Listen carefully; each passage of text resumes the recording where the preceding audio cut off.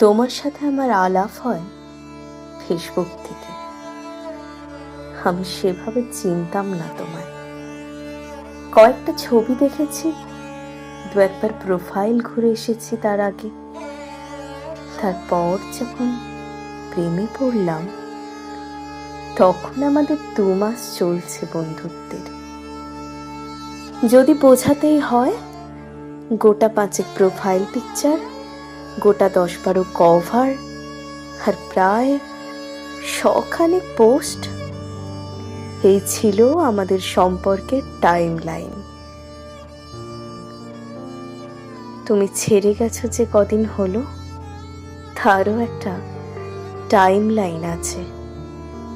গোটা 3 profile picture, গোটা 6 cover, ধরে নাও গোটা 50 পোস্ট। কি অদ্ভুত ভালোবাসা ছিল আমাদের।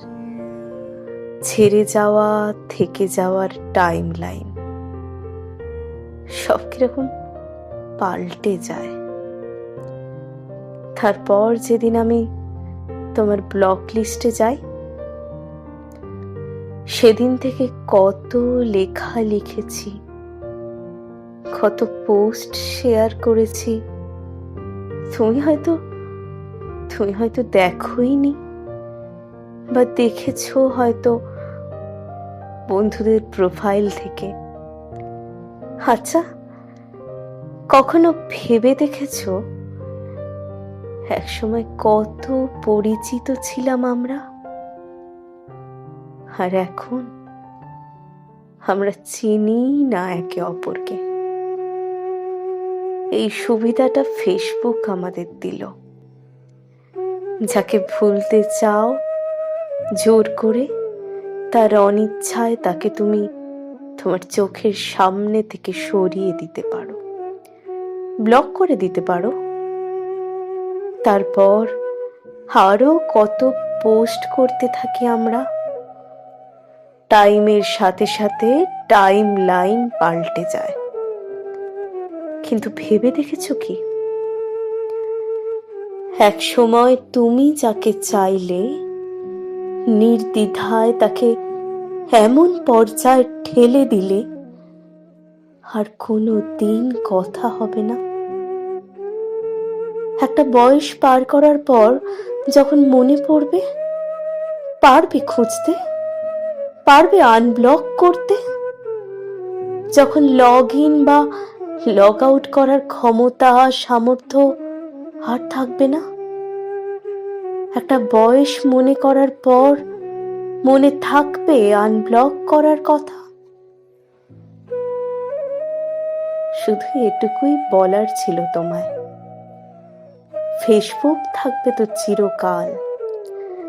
সময়ের সাথে সাথে আরো যুবক হবে। আমরা কিন্তু এই জগতেই আরো পুরনো হতে থাকবো। তখন চাইলেও ব্লক লিস্ট থেকে আর ফ্রেন্ড লিস্টে যেতে পারবো না। জীবন এরকমই। ছেড়ে যাও যদি তুমি চাও, থেকে যাও যদি তুমি চাও, ভুলে যাও যদি তুমি চাও। মনে যদি থাকে, মনে থাকবে। জোর করে মুছে দিলে ফিরিয়ে আনা যায় না।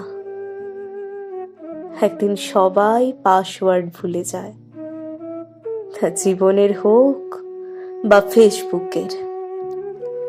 তখন কিন্তু চাইলেও আর ফিরিয়ে আনা যায় না। সম্পর্ক থাক না থাক, সংযোগ যেন থেকে যায়, ওটা রাখতে হয়।